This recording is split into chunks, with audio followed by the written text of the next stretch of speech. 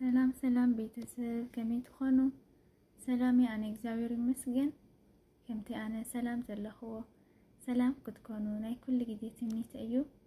ኣሕዋት ይማዕሪ ነዛ ቪድዮ ትከታተሉ ሳብስክራይብ ለይገበርኩም ሳብስክራይብ ብምግባር ቤተሰብ ኩኑ።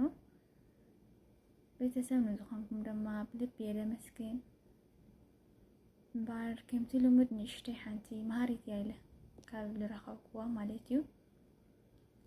ናው ከብለኩም መጀመሪያ ግን ንትገብሩ ዘይምበረታታ ሓሳብኩም ኩሉ በጣም የለመስግን ኣሕዋት ይማዕሪ። መጀመሪያ ከመስግነኩም ይፈቱ ናብ ከምቲ ልሙድ ላው ከብለኩም ሰናይ ምክትታል።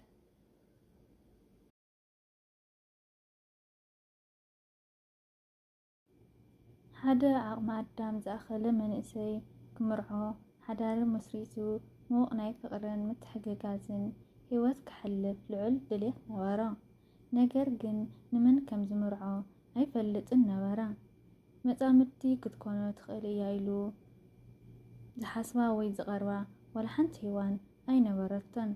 ስለዚ ድማ ኣምላኽ ንዕኡ ትኸውን ጓል ከዳልወሉ ኣዒንቲ ልቦንኡ ከብርሃሉ ወግሐ ፀብሐ ናብ ኣምላኽ ጥርዓን ነበረ ይጠርሕ ነበረ። ሓደ መዓልቲ ብጸሎት ምስ ኣምላኽ እናተዘራረበ እንከሎ ኣምላኽ ሓንቲ ትሑት መነባብሮ ዝነበራ ዓይነ ስውርቲ ጓል ቤተ ክርስቲያኑ ኣብ ቅድሚ ዓይኑ ኮፍ ኣበለሉ።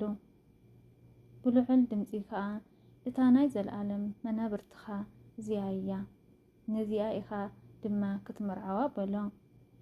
እቲ መንእሰይ ግን ነቲ ናይ ኣምላኽ ድምፂ ንከይሰምዕ መሳኽቲ ልቦንኡ ዓፀዎም። ነቲ ኣምላኽ ዘቕረበሉ ነፂጉ ተደጋጋሚ ዝርንዛሕ እንዳነበዐ ብጸሎት ናብ ኣምላኽ ሕትኡ ምቕራብ ቀጸሎ። ኣምላኽ ድማ ደጊሙ ነታ ዓይነ ስውርቲ ጓል ቤተ ክርስቲያኑ ሰበይቱ ንኽትኮኖ ኣርኣዮ። እቲ መንእሰይ ካብ ድምፂ እግዚኣብሔር ምርሓቕ መፍትሒ ከም ዘይከውን ተረዲኡ ኪኑ ነቲ ኣምላኽ ዘዳልወሉ ጓል ምምርዓው ኣማራፂ ስለ ዘይነበሮ ክምርዓዋ ወሰነ። ቀስ እንዳበሉ ከዓ ጽቡቕ ምሕዝነት ጀመሩ። ከምዚ እናበሉ ድማ ዝምርዓውሉ መዓልቲ ቆፀሩ። እንሆ ድማ ሃንደበት ኣብ መዓልቲ መርዓኦም ኣዒንታ ናብታ ናይታ ጓል በረሃ ከም ኩሉ ሰብ ድማ ብርሃን ክትርኢ ጀመረት። ኣምላኽ ዓብዪ ተኣምር ገበረሎም። ብዙሓት ኣብቲ ዳስ ዝነበሩ ዕዱማት ተሓጐሱ፣ ገሊኦም እውን ተገረሙ። ካብታ መዓልቲ እቲኣ ኣትሒዙ መንፈስ ዕውረት ካብታ ጓል እቲኣ ተቐንጠጠ። መቐረት ብርሃን ኣብ ልዕሊ ብርሃን ከስተማቐር ጀመረት። ነስተውዕል ኣምላኽ ንምንታይ ኣብዚ ሕጂ ዘለኻዮ ደረጃን ኩነታትን ኣውዲቐካ? እንዳዲ ይፈልጥ እዩ። ንዝኾነ ዕላማ ወይ ስራሕ ደሊካ ኣሎ ማለት እዩ።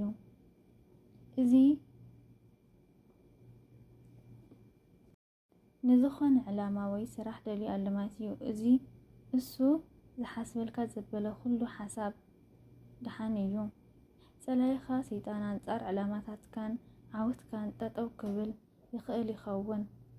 ነገር ግን ኣምላኽ እንድሕር ደኣ ዘኪርካ ዝኾነ መንፈስ ሽርሕታትን ጸላይኻ ክዓግተካን ኣይኽእልን። ኩሉ ሰናይ ዘበለ ክሰልጠካ ምእታኳን ውፃእኻን ብጸሎትን ምስጋናን ይኹን። ኣሜን። ከምኡ ክንገብር እግዚአብሔር ይሓግዘና። ንትገብሩለይ ምብርትታዕ ደሞ ኣቐዲመ የመስግን።